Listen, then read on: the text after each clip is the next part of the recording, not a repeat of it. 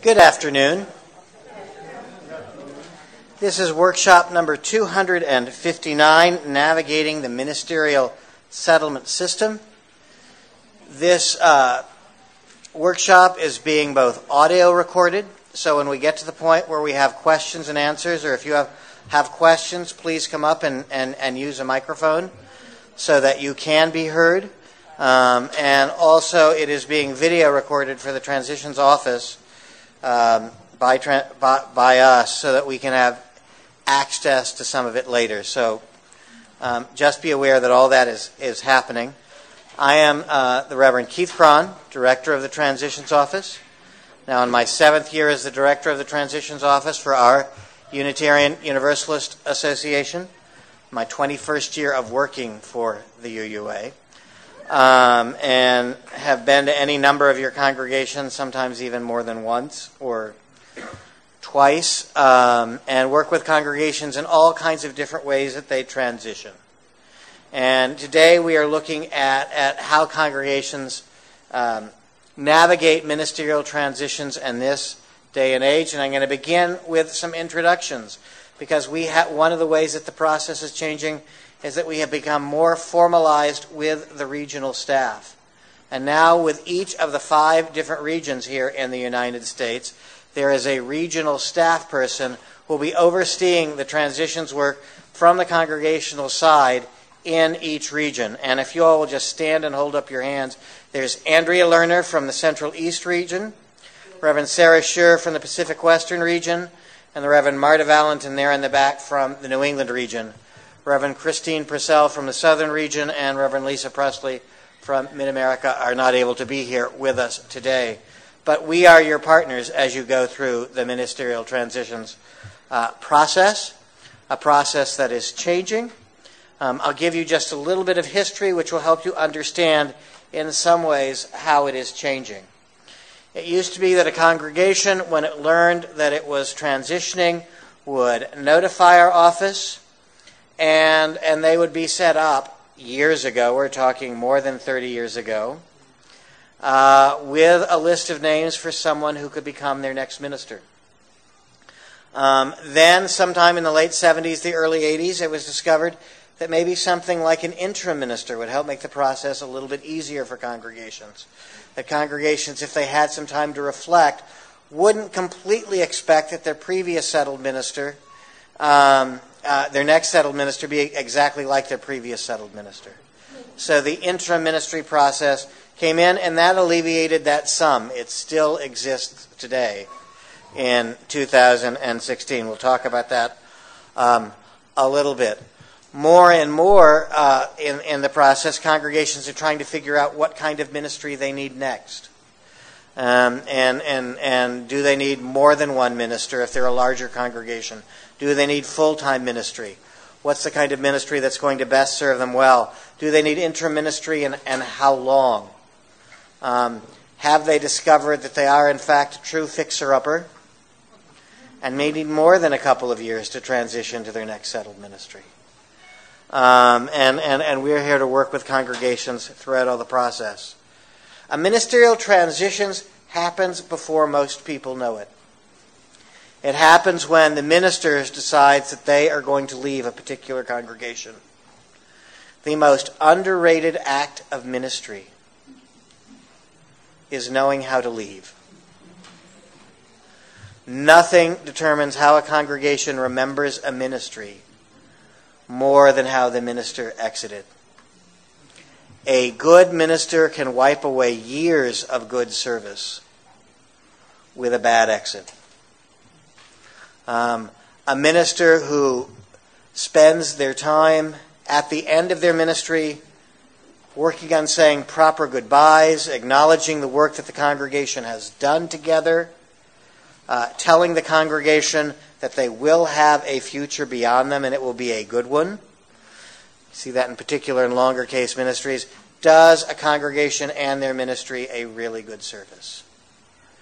Often we see ministers afraid to leave because they feel like they have to accomplish one more thing before they retire in order to achieve whatever legacy they think they deserve as serving their congregation. What I always tell ministers, if you want a good legacy, leave well. That is how you will be well remembered. So also important in that is how the congregation says goodbye to the minister. And do they give a proper goodbye to the minister? Do they too acknowledge the work that has been done by the congregation and the minister during this process? For those people who may not be particular fans of the minister, are they still able to acknowledge that good things happened during the ministry? Are they able to acknowledge that they did some good work together? And are they able to see that sometimes the minister found themselves just simply in impossible situations, that they weren't going to be important? So what happens often when a minister leaves, and ministers leave for a variety of reasons. Sometimes they leave to go to a new ministry. Sometimes they leave to go to another job, whether it's a community ministry or they just leave ministry. Sometimes they decide to retire. Sometimes they have a disability which prevents them from doing further ministry. Sometimes ministers actually die while serving congregations. We just had an interim minister pass away 3 weeks ago, serving a congregation. Sometimes there is conflict in a congregation and the minister is negotiated out of a particular congregation. Often there are considerably bad feelings. All of the ways that these ministries happen and affect the next ministry. Often what we see, for example, in the terms of a minister who has been negotiated out, you see a lot of conflict in a particular congregation. In a congregation where the minister is moving on to another church, you often have a congregation asking, what did we do wrong? What could we do in order to have kept our minister here for a longer period of time? Depending on how things have been going and how things end, blame can fall in any number of areas, and that's something to pay attention to. But for the most part, more people in a congregation, and you've seen them, are much better at pointing the finger anywhere but at themselves. The reality is this is a mutual relationship between the minister and the congregation, and both accept responsibility for what happened during that time. To that end, when you know that there is a ministerial transition happened, what we recommend to the minister calls me up and says, you know what, I'm going to retire, or I'm going to go do something else, or it looks like I'm going to be going to a new congregation. We actually recommend a very specific process, which is when you know that you're leaving, plan it out so that all the initial goodbye happens within the period of 1 week. For example, on a Monday night, you tell your board chair that you are leaving. On Tuesday night, you meet with the board and talk with the board about your departure. And on Wednesday, a letter goes out to the entire congregation. And on that upcoming Sunday, that you preach about it. That way, no one is holding a secret for a particularly long period of time, and the information gets out quickly so that it can be talked about and processed as well as it possibly can. And that seems to serve congregations better than anything else. When that happens, one of the things that will be new starting right now is there is now a form online that you fill out called Notice of Ministerial Transition. The form comes to both our office and to the regional office and indicates that a transition is happening, which cues your regional staff people, Andrea or Marta or Sarah, to do one of several things. One, they're often in touch with you.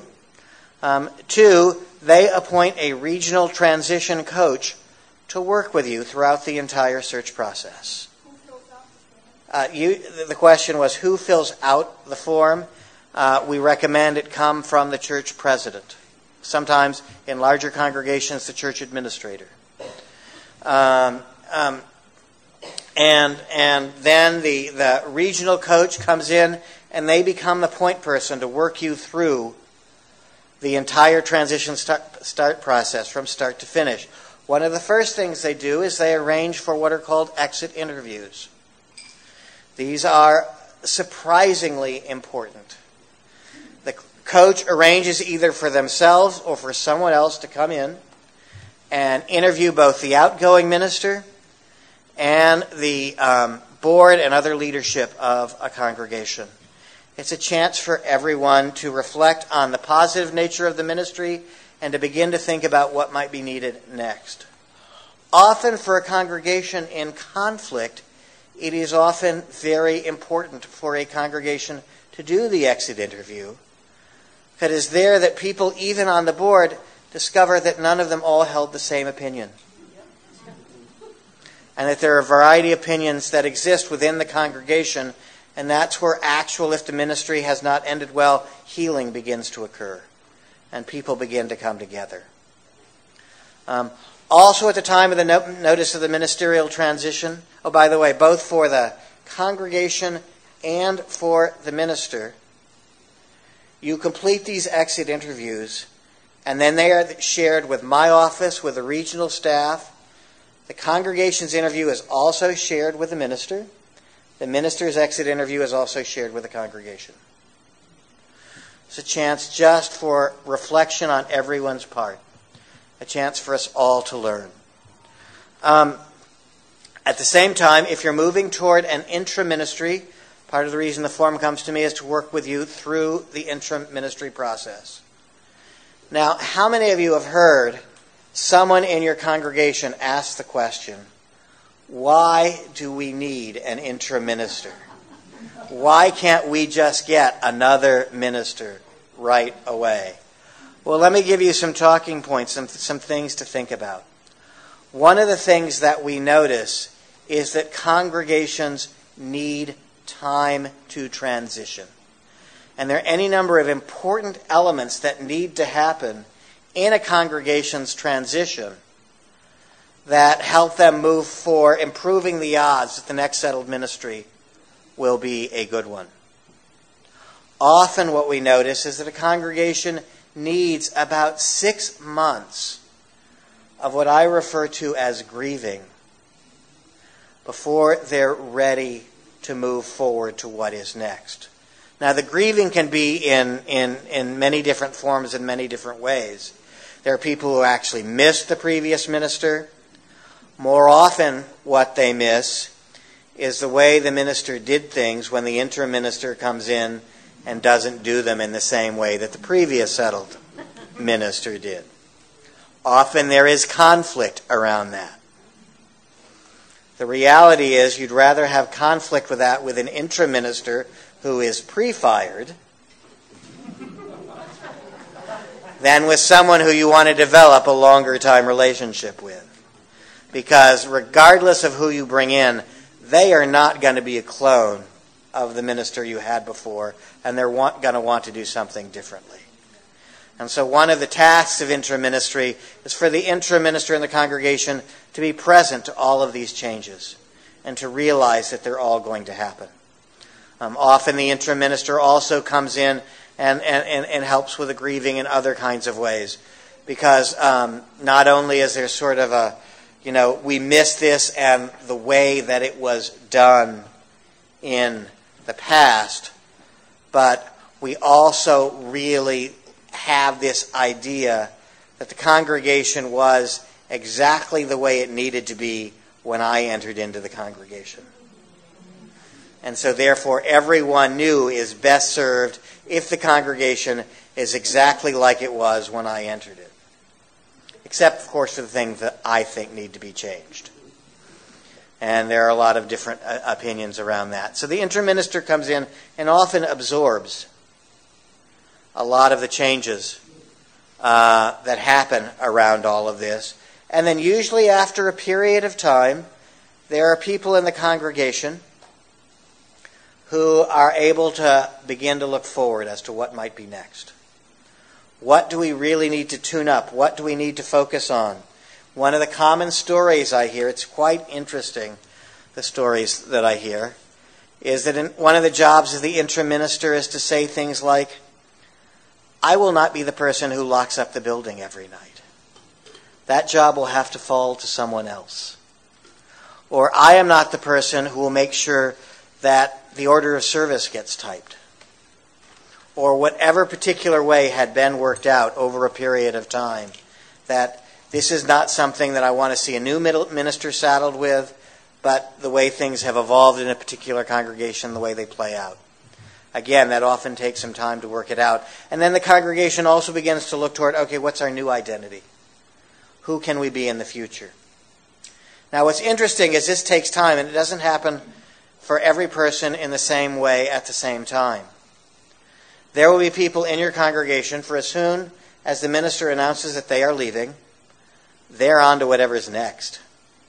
That's why we don't encourage ministers to announce that they are leaving more than 5 to 6 months out, because the time of being a lame duck can be really boring and not a lot of fun for a minister. And then there are others who just simply make more time.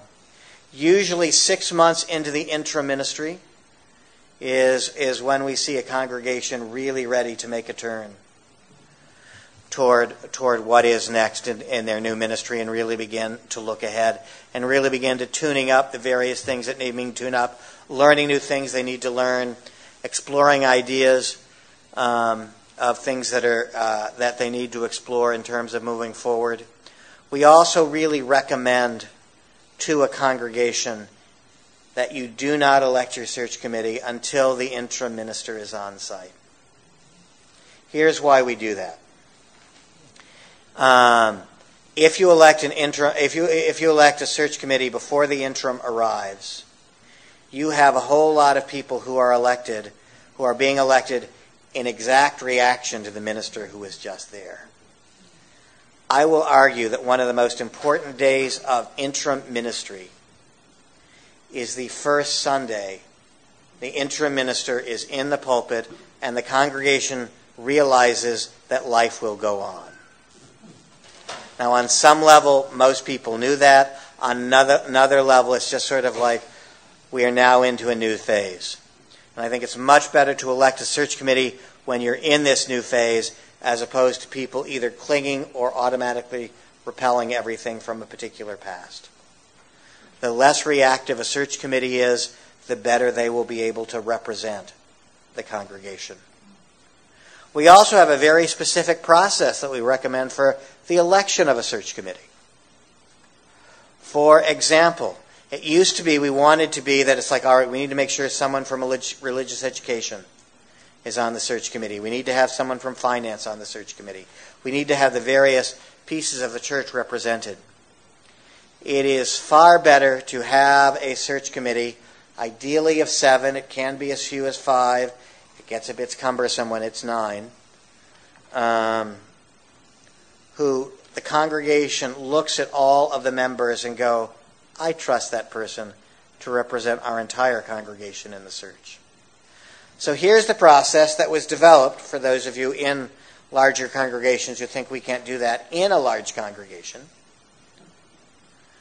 Because what is recommended is that the board and potentially staff and maybe the nominating committee literally call every single member of the church and ask the question, who would you trust to represent the congregation in the search committee process and be a member of the search committee? The board gets the list of names. They take a look, and they take a look at, say, like the top 15 vote getters. They go back to the top 15 vote getters and go, okay, your name came up any number of times as being a good member for the search committee. Are you actually interested? Well, invariably, 3 to 5 of these people aren't interested in being on the search committee. They're planning to go to Europe. They're planning, they don't have the time commitment, something that's going to keep them from doing it. So the congregation has this list of 10 to 12 people. And of the 10 to 12 people who put themselves forward, the congregation then votes. And where it gets even more interesting is the congregation is voting on these people, the board is conducting the election, and the board does not select the top 7 vote getters. It selects the top 4 vote getters. Takes a look at who the top 4 vote getters are. They may see some interesting things like, gee, all 4 of the people who got votes are 70-year-old men. Maybe we need to find a little balance from the rest of the group to help work it out. They take a look at the overall list of who is left, all the people who have been recommended by the congregation to serve and have submitted their names to be run, and then they decide how to fill the remaining slots. We want to make sure we have someone who will not just be a 70-year-old retiree on the search committee. And then, without ever announcing who was voted on and who was appointed, presents the search committee to the congregation. Interestingly enough, since we have seen this process start, the percentage of call on congregational votes for ministers has gone up. Means, for example, when you get to the point, and I'm jumping ahead of myself, when you get to the point where the congregation votes on the minister at the end of candidating week, and you require at least 90%, we've seen those percentages jump from 92 and 94 and 95% to 98, 99, 100%. And that's far more common. And I think that's because you have more cohesion on the search committee and more of a group who people trust. And I think that's really important. So the congregation has elected its search committee. Before this, the regional transitions coach has come in. They've explained the entire process to the congregation. They've worked with the board. Chances are they've explained this process to the board. And then they come back and work with the search committee itself. They work with the search committee, help them figure out who's going to do what role. They talk about the different tasks that occur during the search process. The search process is a very complicated one in terms of the amount of work that has to be done. I also think it's a very good one. Because the search committee comes together, they've decided their roles, and then they begin to work with the congregation to collect information. Often there's a survey. Often equally, if not more important, there are cottage meetings. Cottage meetings are where they have specific group members of a church to get people together to talk about what kind of minister do we need next, what kind of future do we need to have, what needs to happen next in our congregation. And why cottage meetings are often more successful than surveys and all of this, it's because so-and-so says something that Barb hasn't thought about before, that it's like, oh, right, we really need that. You begin to hear more consensus and ideas bouncing off each other, and more consensus and more information sharing happens. And during all of this, the congregation takes all of this information, they create a congregational profile. The congregational profile is approved by the transition coach. And then after American Thanksgiving, because Canadian Thanksgiving is in October, after American Thanksgiving, these are opened up for potential ministers to see. Ministers have until January 1st to submit where they are interested in. And then after the congregation or the search committee has created a packet, now a web packet of information with more information about the congregation that's approved, they are told by the transitions coach that they are approved for names, and the names of all ministers who have been cleared for settlement and who are in good standing are released to the congregation.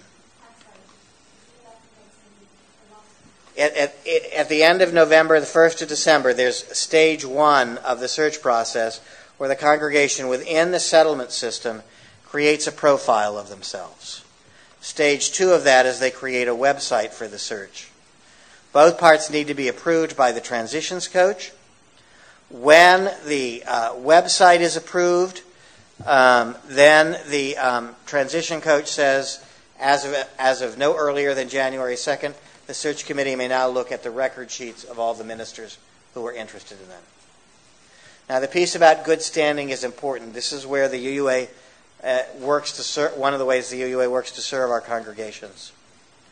If a minister is not in good standing, if they've had some sort of misconduct in their past, put on some kind of a hold, their names are not released.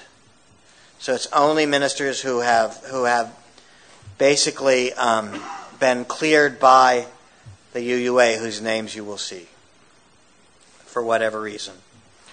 And there are a variety of reasons why ministers are kept out of that particular process. Sometimes we're just simply afraid after their previous ministry that what they're going to do is the same thing again in the next congregation, and we require them to do some work. Congregations then look at these record sheets beginning in January. They arrange for phone or video interviews. If your congregation does not have a Zoom account, Zoom is now a video platform which makes it very easy to conduct interviews. You do not all have to be in the same room for a Zoom account. You all just have to have your own computer or iPad, or even phone. There is group interviews. Let's suppose a congregation gets 15 names. They decide from that group of 15, these are the 7 ministers we're going to actually interview. They send a polite no thank you to the ministers they're not continuing with, and arrange for phone interviews. This is usually mid to late January. From those 7 interviews, they decide who is it we're going to pre-candidate. Who are we going to actually bring here for us to interview in person? Those visits happen in February and March. Going to get to that. I'll explain about it all as we go forward. So the congregation has 3 people who, and that's generally the typical number, 3 people who they bring in. Usually they come in on a Friday night. They have dinner with the search committee and only the search committee. They, on Saturday morning, often do an interview with the search committee. At some point when there's no one around, they get a tour of the building. And often they are shown the community to scope out potential places to live. We highly recommend that to the congregations, if the person has a spouse, to bring the spouse to be able to check out the area too, simply because they're now a part of the cell. And then on Sunday, you arrange, if at all possible, to go somewhere not too close and hear the minister speak at a neutral pulpit. Ideally, and it's not always ideal, you find a congregation that's an hour and a half or so away, about of your same size, where you can go and hear the minister speak and deliver a Sunday morning service. And then you have lunch with them afterwards with any concluding questions, any follow-up questions. At a certain point during the weekend, you've talked about any deal breakers that you've had in the recommended contract. You talk about salary and housing so that they understand what it's all about, because you don't want to get further down the road and then have them say, but I wasn't willing to come for $60,000. You want to make sure those conversations happen earlier rather than later. And then, I forget what the actual date is, the Monday before, it's all on the calendar, so don't worry about specific dates. By the Monday before the first Thursday in April, you send to the transition office a list of the ministers who you would say yes, no, or maybe to. I also get a list from the ministers of who they would say yes, no, or maybe to. And then in conjunction with the regional staff, so that there's some accountability and there's no perception that I'm trying to manipulate the process. I'll talk about why I'm doing this in a minute. We take a look at the list. If the congregation in Pocatello, Idaho has Ron as their number 1 yes, and Ron has Pocatello as their number 1 yes, it's a done deal. It's like, it's going to happen. We do not get involved afterwards. If, however, Ron really wants to go to Kalispell, Montana, but Pocatello has Sue as their second yes. I go back to the search committee and kind of go, and go, Ron has told me he's going elsewhere. Sue is very interested in coming to Pocatello. I just want to confirm that Sue is an absolute yes for you. And we worked through the list of yeses and nos. I don't talk to you about the no's, but work through the list of yeses. Some congregations, all three of the pre-candidates are yeses. Other congregations, one yes, one maybe, and one no. And often I'll talk with a congregation that's a maybe. Tell me what the maybe was about.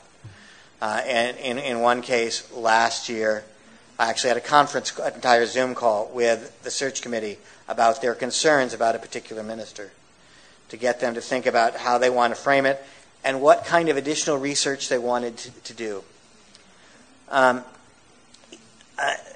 Interestingly enough, I never tell a minister, you were number 2 somewhere. This is why there's a 3-day gap between letting me know on Monday and that Thursday.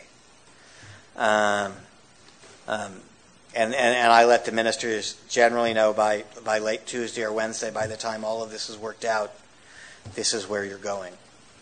The other thing that happens is I spent a lot of time this year on the days up to that Monday talking with ministers, helping them get clarity about what they were interested in. Because sometimes I'd get a list from a minister. And in one case, one person who thought they were being very helpful, who said, I don't care which congregation I go to. Any of them would be good.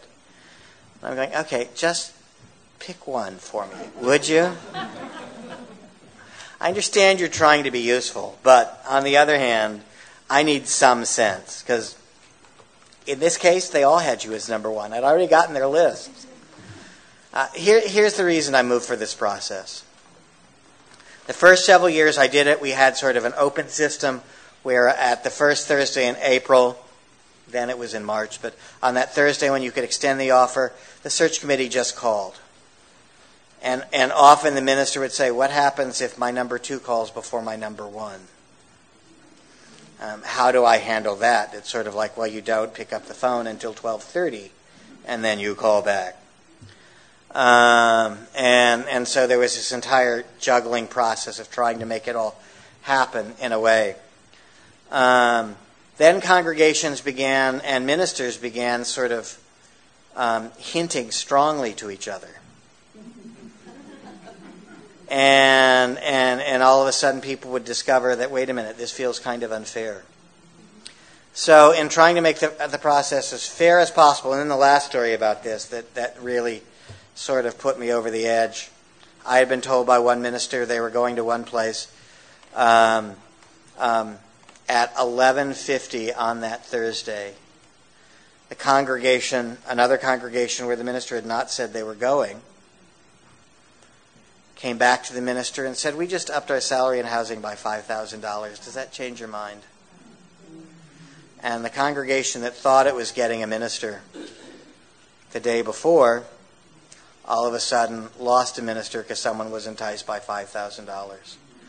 So I'm trying to make sure that the process doesn't get tampered with and that we have time to figure it out. I think it's much better for search committees and for ministers to have a day or two to think about, okay, I didn't get my first yes, to regroup if needed, or to say I have to talk with the committee, than to decide in 15 minutes whether or not they're going to go on to their second choice.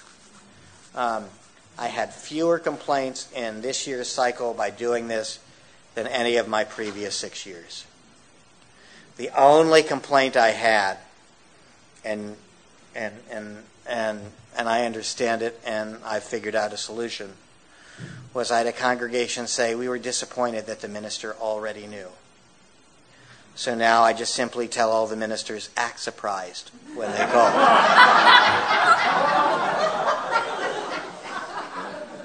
This should be a joyous time for all of you.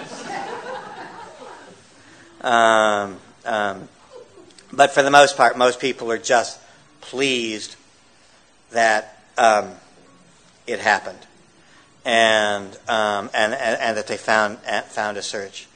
candidate that worked for them. So, I'm pleased about that. If a congregation does not come up with a match, there is an abbreviated second round of search that happens in the end of April and through May.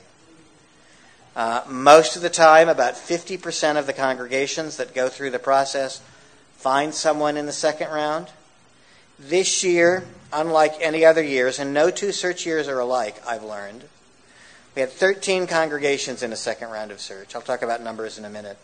10 of them found a minister in a second round. The reason is that we had 15 ministers who hadn't been in the first round of search enter into the second round of search. Usually it's just 2 or 3. Sarah. So I should know this. Just to clarify so that I will know, with this new system you have where people let you know and you can do a little sort of pre-matching, the search committee does still make the call and offer so that it is still a direct, you don't just tell people you're going here. No, it is a direct call. Thank you. It still happens at noon on the first Thursday of April that the search committee makes the call, 11 Central, 10 Mountain, 9 Pacific, 8 Alaskan, 7 Hawaiian, 1:30 in Newfoundland. Everyone operates under the same time so that it's all fair and the same. The second round of search is abbreviated and moves at its own pace. And some years it has been problematic. And the reason it's been problematic is the search committee is so anxious, they're hoping anyone applies. In other years, in particular, it has been very successful. What I encourage search committees all the way through, keep your standards consistent and high, and do not settle for someone for whom you feel lukewarm about. It is better to do another year of interim ministry than to bring in a minister for 2 or 3 years and have it go south and then be back in the same process all over again, being mad and deciding to be mad not at yourselves but at someone else, which then takes longer to fix, so that you can move forward. 1 year is easier than 2 or 3, which ends up being 5 or 6. Question? You make it sound as though once the church picks somebody and once the somebody says yes, that it's a done deal. What happened to candidating Sunday and the congregation voting and stuff? This is to be a candidate. We haven't gotten to candidating weekend. Okay, so what percentage of the matches don't go forward?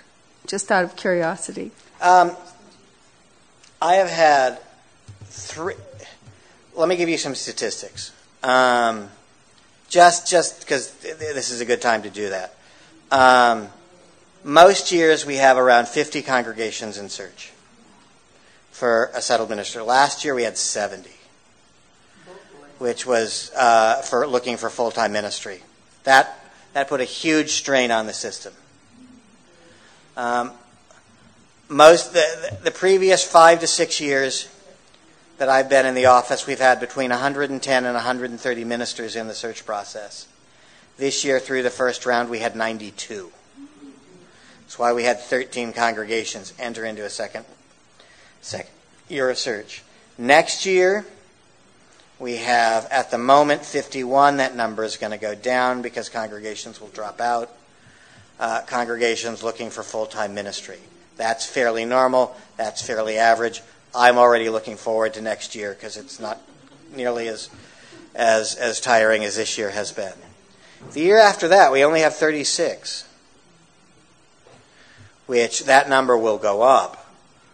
But that makes it those numbers really affect the search. Interesting statistic. Congregations, for those of you who have had this conversation any number of times with people in your congregation, that do 2 years of interim ministry, 90%, at least 2 years of interim ministry, 90% of the time find a settled minister in the search process. Congregations that try and do 1 year of interim ministry, 56% of the time find a minister in the settled search process. So a big difference, and an indication to me that most congregations are better off to do it well than doing it quickly, which is sort of one of my big phrases. By the time we get to candidating week, so we've gotten to this offer, that first Thursday, the search committee calls the minister. The minister acts really surprised and really happy. And they have finalized the contract negotiations. They've done a background check. Even if you think you don't have to, you need to do a background check on your minister. Just simply because you should do it on every employee for the church.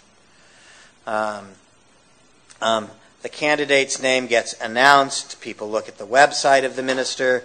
A candidating week is scheduled usually for early May, sometimes late April. The minister comes, preaches the sermon, meets with various congregational committees during the week, final sermon on Sunday, and then there's a vote. In 6 years, we've had 3 congregations not get to a positive vote by the end of the week. And that's better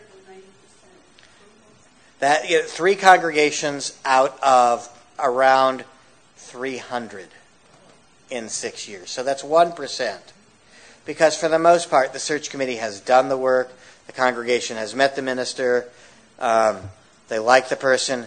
The 3 cases were all different. One was in my first year when, this goes back to my story about your standards high, congregation went down to its 4th option because they were more afraid of not having a minister than doing another year of interim ministry.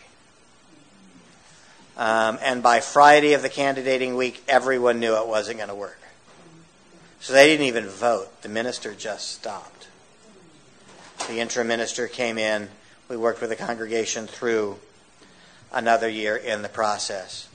2 years where we had votes of less than 90%. In both cases, what they were in many ways a recognition of was ongoing conflict in the congregation that had very little to do with the minister and everything to do with what was going on in the congregation. That there were still too many things that were unresolved for them to be able to move forward. It is why I say again and again and again, it is better to do things well than to do things quickly. If you take your time during the interim period and really work on the things you do, that's what's most likely to lead you to a successful call. When you rush, when you cut corners, that's when problems seem to happen. And for the most part, I have a pretty good sense. I've had a pretty good sense in all 3 of those cases that something was going to happen. There was one case where it didn't happen, but interestingly enough, at the beginning of the search committee week, or the candidating week, the search committee talked directly to the minister and said, if this is going to work, you're going to have to step up your game in terms of X, Y, and Z, because these are the questions we can tell the congregation has if they don't have a sense that you can deal with or not. Minister fortunately heard that. It might not only have saved that ministry, but it may have turned it into a successful ministry that lasts for a good long time. You had another question there in the back. So come on up to the microphone so it gets recorded. It's a simple question. I'm not familiar with round 2, how it works. So does the congregation entering round 2 feel like they're getting the ministers that nobody else wanted? Well, that's a great question. And what I say to the search committee is it's like you all need to decide if you even want to do this. I mean, because some congregations decide we're just not going to enter into the second round of search. We're just going to do another interim ministry. If you do another round of interim ministry, then the conversation is, does the interim minister stay or do you get another one? Both answers are completely fine for the most part, as long as both parties agree on the same answer. If the congregation does go into the second round, I talk with all of those search committees about keeping your standards high. Don't panic. Take a good look and make sure that who you are looking at meets that original bar that you had. Some congregations are able to do that. Some of them haven't. There's also new people joining the What I said earlier is that, as Andrea pointed out, sometimes ministers who either cleared the fellowshipping process late or have decided at this point in the church year, yeah, I am ready to leave. That's the most common conversation I have. Ministers who've been in the congregation at the start of this year, I couldn't wrap my mind around search. There were things I wanted to make sure got happened. I'm now at the place where it's like, you know what, I think this would be a good time for me to go. Then those are the places where we see more common successful second round matches. Hi, Keith. Interims are really important. So what is the support structure for getting good interims? The support structure for getting good interims. What a great question. Be serious about it. Most congregations tend to want to rush. And if you have time, being as clear as possible about knowing what you need to work on during the interim time, often very important. Here's a surprise. Pay them well. You want a good interim minister, make sure you're paying the midpoint recommended for a congregation of your size and your location, and there are charts for all of that. So often our congregations think, well, we don't have to pay the interim as much. They're only going to be here for a couple of years. We need to fund the search process. And I watched two congregations last year lowball the interim minister and not come up with someone. It's like you get what you pay for, both in the interim and in the settled search. And are there rules around going out and finding interims that your office? The process is you work through my office, and when we ask for an application by the date changes every year, sometime in late April. Mm-hmm. The last week in April or the first week in May, I go and meet with the accredited interims. I tell them what's going to be open. By that Saturday, they give me their lists. I will send a congregation up to 8 names. Though you can request as few as 1 name. You can set your own limit on the number of names that you look at. And we have had any number of successful congregations only ask for 1 name. Just recommend someone for us. And what sort of information does the congregation give you at that point about who they are? There's an interim application that you fill out. That's part of the process. It asks you, basic demographic information. It doesn't ask you for specifics, but it asks you to estimate. Mm-hmm. For example, give us some estimates about what's the gender breakdown, how many number of people, average Sunday attendance, how many BGLT people, and on and on and on. Mm-hmm. What are the things you need to focus on during the interim time? What are the things that the congregation it does well at the moment? Where do you have momentum that you don't want to lose? What do we need to know as you move through into the transitions process? I will often talk with a pool of interim ministers. Well, this minister is retiring, and they dearly loved this minister, so that's going to affect the way that you do the work. Or this was a negotiated resignation. The issue was about a breach of trust that happened. So, all information, and then people give me their lists. And they also, in theory, talk with regional staff. But there aren't the same kind of, at this date you should make the offer for an interim or anything like that? What happens, the time schedule. The time schedule, very compact. Let's suppose that Monday is May 1st. An interim task force, usually 3 people selected by the board, sometimes 4, almost always board members, but sometimes there's someone who's not a board member on it. They get their list of names on Monday the 1st in the afternoon, because it takes us that long to get all the names out. This is for Interim. Starts in September. Starts in August 1st. They get their list of, let's say, 6 names. They look at those 6 names, decide they're going to interview 4 of them. They may decide to enter all 6, but for our cases, let's do 4. They set up video interviews for that week. They do reference checks, and by the following Wednesday, they tell me their yeses, nos, and maybes. I mean, the thing to remember about interim ministry is that this is a person who's coming pre-fired. We know they're going to leave.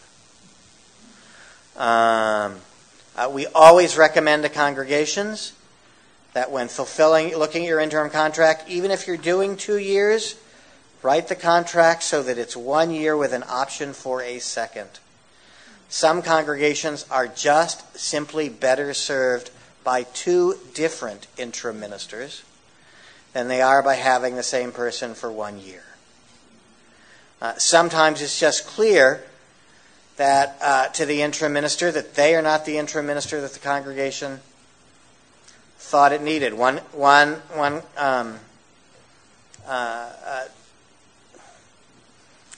congregation told me that the interim time really needed to be about stewardship and membership. The interim got there, it's like, this is going to be an interim all about staffing issues. So sometimes that changes, and that requires different people. And then in the same process for the settled, the interim task force and the interims give me their list by Wednesday night and Thursday. I work through it, and Friday at noon you make an offer. If you don't come up with an offer in the first round, you move to the second. If you don't come up with an offer in the second, it moves to the third. It's a 2-week window. It's 10 days. And it's amazing how it works. If you don't believe in Malcolm Gladwell's blink, this will make you a believer in terms of how things work, because often first impressions are right. Hi, my name is Jennifer. I love the way the new settlement system sounds. When I was in search a few years ago, I was interested in several congregations, some of which were looking for a settled minister and some of which were looking for a contracted minister. And one of the frustrations is that the church is looking for a contracted minister. None of them felt any obligation to follow the timeline of the settlement system, and it made it very hard to, make a fair decision in a time span that felt reasonable. Is there anything about the new system or any plans going forward to hold contracted positions more accountable? Right. One of the things that was going to happen that didn't happen for a variety of reasons, which I won't get into, other than things cost way more money than we thought they were going to, is at some point we will have a new computer system for the settlement system. One that will be able to hold all of the different kinds of ministries. Right now, we basically have a system that can manage settled ministries and interim ministries, but none of the information is cross-populated. So what we're looking at is a system where, in theory, what every congregation has is some basic information, and then depending on the kind of ministry that you have, you just add on modules of information, so that a contract ministry only fills out the first one. An interim ministry fills out the first 2 sets of boxes. A developmental ministry would fill out the first 3 sets of boxes, and a settled ministry might fill out 4. And that's the current thinking. That's a couple years out. Probably none of you who are in search for 2018 and before will have to deal with that. Thank you. Hi, I'm Deb Lehman from Meadville. Hi. I get a face with a name. Yeah. I have a question about the transition coach. That's a regional person. Is that our congregational life person, or who is that? I could. Well, right now Meadville's looking for has halftime interim. Well, we have a halftime. And if you're going to go back to 3/4 time or more ministry, then you'll be assigned a regional transitions coach from Andrea, who's in the Central East. If you're going to stay at halftime, then you'll work through the contract ministry in my office. Okay. And another question, what's the role of the interim minister in the search process? Do they have any role? That's yes, they have some very specific roles. Okay, so they know their role. Often, Just in the same way that every church member knows their role. Okay. Here's what we recommend to every single interim minister. Often you are the person who helps the congregation, helps the board move its way through the search committee selection process. The interim minister often becomes the person who is the pastor for the search committee. Okay. Checking in, making sure they're doing well. They're also often the person who becomes the mock interview for the search committee to practice on before the pre-candidating happens. Okay. And those are the three most specific things. Sometimes the interim minister will be asked questions by a search committee for whatever reason, and usually the interim minister either has them reach out to the transitional coach, or occasionally I get an email from them saying, can you help me answer that question? Okay. All right. Thanks. Yes, our congregation was recently moved to a new geographical zone, and we believe that we are being compared against communities that are much higher in average income than we are. And so when you look at the recommended salary guidelines, we are at a distinct disadvantage because of the people we're being compared against. So is there something we can do to inquire about how this decision was made and whether it might be reconsidered? These are all done by the Office of Church Staff Finance. Betsy Gabriel is retiring. Jan Gartner is starting. They're going to take a whole new look at these, and including, I know this is because I met with them in February, look at how these are determined. Because, and this is one of Jan's first jobs, is to look at how all of these are determined. We're in search now, so I mean, how long is this going to take? I have no idea. Right now, are you in search for 2017 or 2018? Yes. We might not get 2017. We might have them ready by 2018. That's my guess. But not only, that just made me think, not only is how we look at how your GEO index is assigned, because, it's slightly different what $3,100 will get a minister in terms of housing. In San Francisco, that'll get you a studio apartment. In Meadville, Pennsylvania, you'll get more than a studio apartment. There may not even be studio apartments in Meadville, Pennsylvania. But we're also looking at how congregations are determined by size. Right now, there are 6 different sizes of congregations, and you pay by size. 0 to 150 is a small. 150 to 249 is referred to as a mid-sized one.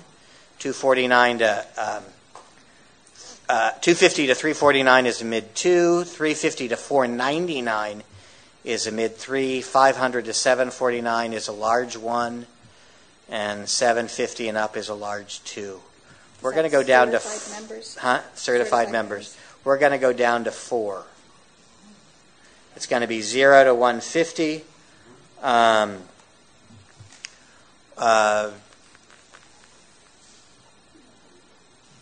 It'll all be on the chart. 0 to 150, 150 to 299, 300 to 549, and 550 plus. And we'll see that. That just makes me think. I want to give you a number. See if any of you know what the number is. It's 47,476. No. 47,476. That is the new minimum guideline that will come about from the Fair Standards Labor Act that if you pay less than that for a full-time employee, you will need to give them overtime. Now, ministers are exempt from that, but I will tell you, if you are not paying, regardless of where you are and what your size of congregation is, at a minimum of $47,476, you are going to have a next to impossible time of finding a minister. That's salary and housing. And it really does come down to two things in terms of ministerial search, or three things. Can I afford to live there? Is this a place I want to live? Is this a congregation willing to do ministry with me and see me as their minister? Those are the basics. It's amazing how often a congregation doesn't answer one of those three questions well. And that's a leading indicator of why the search doesn't go well. Question? Yes, I'm Linda Sanders from Wilmington, Delaware. We're coming out of a developmental ministry, and we will be, in a few years, into search. Are there any differences? If you're in a current developmental ministry and you go into a search, you do not have to have an interim minister. Well, yeah. I mean, and because developmental ministry truly is long-term interim ministry as much as it is anything else. You can request, and any congregation can request this, but for developmental ministries, what we've often requested is that you get an assisted search. Okay. An assisted search. Here, let me explain how it happened for Wilmington. You do all the normal stuff in the search process. You have 15 people apply to be the minister of Wilmington, Delaware.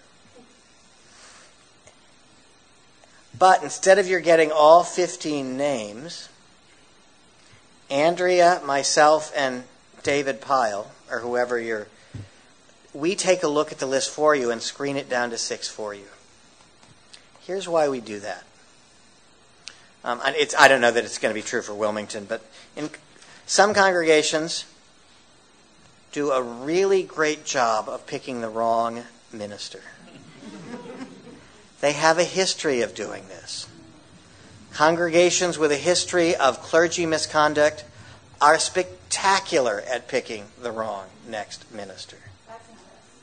But but in terms of there is something that seems to happen in terms of how congregations narrow their lists, where it's like we had an interim minister fired a few years ago, and there was one known that I knew of history of clergy misconduct. I went and interviewed the congregation. I was trying to figure out why things had gone haywire. By the time I left that weekend, we discovered 3 incidents of clergy misconduct in this congregation's past. And they had just repeated some of the same mistakes throughout their entire process. So we did them an assisted search. We also did one for Boulder, who was a developmental ministry. Because everyone thinks they want to live in Boulder because it's a great city to live in. They had a huge number of ministers apply. And Nancy Bowen from the regional staff and I agreed on 6 names to send them to help the search committee, feeling confident that from these 6 they would find someone who was a good match. And they did. We have no idea how it would have worked if they had gotten all 20, if they'd have picked the same person. But it was a way of assisting a congregation who says, we need a little extra help. But other than that, there are no other rules. We have 10 minutes, so. Carol Ann Yapel from First Parish Brewster on Cape Cod, Massachusetts. Good to see you again. Yeah, good to see you. My question has to do with developmental minister also, and wondering about the time frame for giving names for developmental minister as opposed to interims. Right. It varies from year to year. Here's where no two snowflakes are alike. And it often depends on who is available and who's interested. In particular congregations, this is one of the places where the more I try and regulate it, the more it backfires. So we have to, and it still backfires. So right now we're going on a year-by-year basis. Maybe I'll figure something out that works better for everyone. It hadn't happened yet in 6 years. Yeah, I'm from Harrisburg, PA. You mentioned development minister just a few seconds ago. How did the congregation know when we need an interim versus a developmental minister? Great question. It's a great question. And let me tell you, because the rules have now changed, we might not have let in Wilmington today into the developmental ministry program, but we wanted to try a lot of different models. I'm glad you did too, and we can talk later about why you probably would, but why you wouldn't have qualified. Now we're looking at congregations that where we're talking about really huge and significant issues, where in conjunction with the interim minister and the regional staff, they recommend this as a path forward for the congregation. It's just we want to make sure that all the players buy in, including the congregational leadership. When I worked with it with Wilmington, for example, it was just me talking to the leadership of the congregation. Now we want to make sure that the various regional staff are involved. And more often than not, the best person to bring this up is an interim minister. I'm sure that most of what you talked about in terms of process, as you're thinking about a single ministered church, how does the process change at all if there are multiple ministers and if the one leaving is senior or associate or junior or whatever? Let's talk about the basics. It's not up on the website. We now do have a search manual for second ministries, and how a congregation should do that. If it's a second ministry position, the senior minister should absolutely be involved in the process in a significant way. It's not going to work if the minister is not a part of the process. If there is a second minister already there, and my hope is there's an interim minister already in place to begin to work on how things are different, because so if a senior leaves and there's already an associate, then an interim will come in as senior. Right. Oh, okay. Right. And then talk, because usually one of the things that happens in any major staff transition is all staff rethink whether or not this is what they want to continue to do, because there's going to be change that happens, and we just see that happening, and in the places where they haven't been intentional about this, it's been problematic. I'm Jenny Barrington. Hi, Keith. Hi, Jenny. I've been an interim minister for 8 years. So my question is about regional transitions coaches. So I've helped congregations through working with a ministerial settlement rep, a compensation consultant, yep. And I'm wondering what's getting folded into what, and if there still would be ministerial settlement representatives? Right. In working in collaboration with the regional staff, one of the things that we thought was really important is that a congregation have one person to turn to in a time of transition, their regional coach. And so it's like, I'm going to use your person who's going to continue. Anne-Marie Alderman would be assigned to the congregation from beginning to end.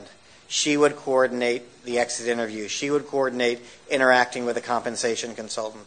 She would coordinate the first visit talking about the search process. She would coordinate the second visit working with the search committee. She would approve the record sheet and the web packet and the release of names. She would work with the congregation when the new minister arrives and there is a startup. She may or may not do all of these pieces herself, particularly the first and last, but she'll be the one coordinating it. Okay. Is that written up somewhere on a website? It's coming. Okay. It sounds better. The continuity, I believe, is just better for everyone, and it just makes it easier for a congregation to know we have to turn to so-and-so, as opposed to what used to happen is the congregation would get a list of 4 different names of people to be in contact with during the transition time, and now they get one. Thank you. Barb. Barb Richards from the Very Healthy Church in Boulder, Colorado.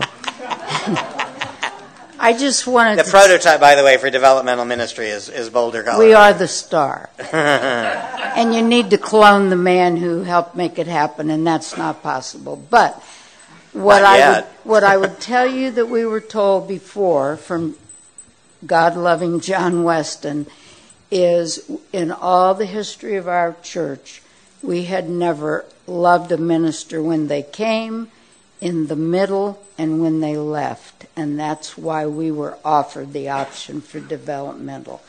So that may help people with a decision to say, we need help. Or for you to say, you need help. That's a great story. That's a great story. Often congregations, we have a couple minutes. There's one thing, a couple of things I could always talk about things. Often congregations want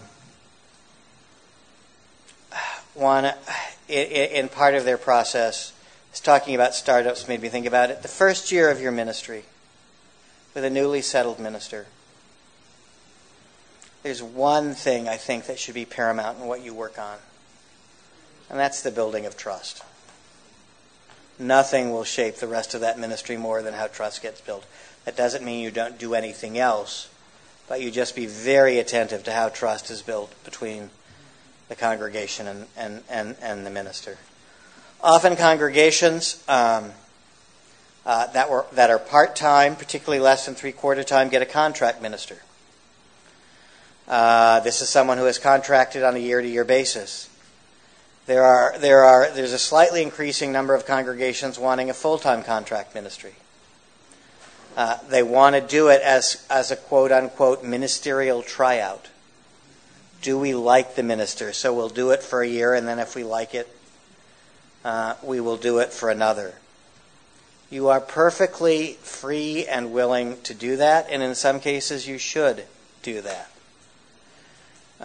But you should also just sort of be aware that it is a message to potential ministers that this is tenuous, and the thing that helps a congregation through the search process more than anything else is authenticity. This is who we are. This is what we do well. These are the things we need to work on. This is where we have continually succeeded. This is where we stumble again and again and again. Dorothy Parker has this great quote that life isn't one thing after another, it's one damn thing over and over.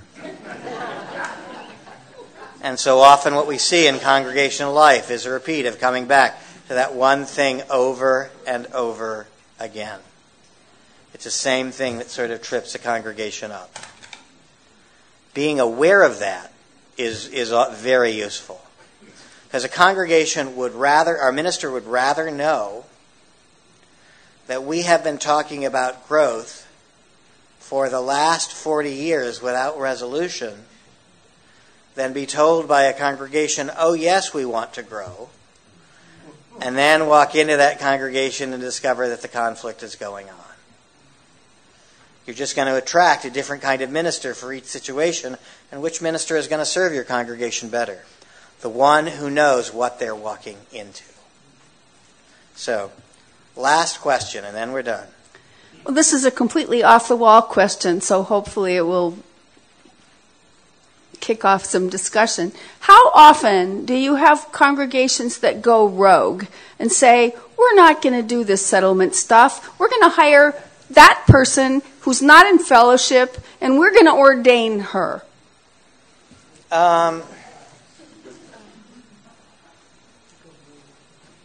Once a year? Somewhere, someone does it for a variety of reasons. More often than not, it's not quite that extreme. More often than not, what we see are it's often sometimes it's a congregation who weren't able to attract someone. We had one congregation call a rabbi because no one had looked at them in the search process. They had a rabbi who they'd worked with, who they called as their minister. Often it's part-time congregations in geographically isolated places where they have a retired UCC Disciples Methodist minister who's in the area who they decide they're going to have be their minister at halftime. In large part because no one is going to go for $20,000 who isn't already there.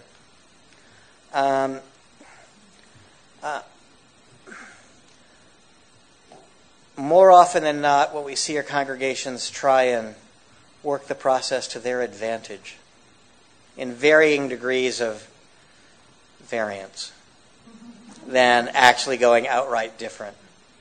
One of the things, right. One of the things that we're going to ask congregations, probably beginning in 2017, is that both search committees and ministers covenant to go through the process in a way where they agree to play by the rules. And remember, they are not the only minister, not the only congregation in the process. That this process is designed to serve 60 congregation as opposed to just them. And often we learn a lot about a congregation. And then there are places where congregations already have a minister. I mean, that was the first thing I thought of. And someone who is an assistant minister becomes a senior minister, and they decide, they want to call that assistant minister as their senior minister. But I work with those congregations too on a good process for looking at that.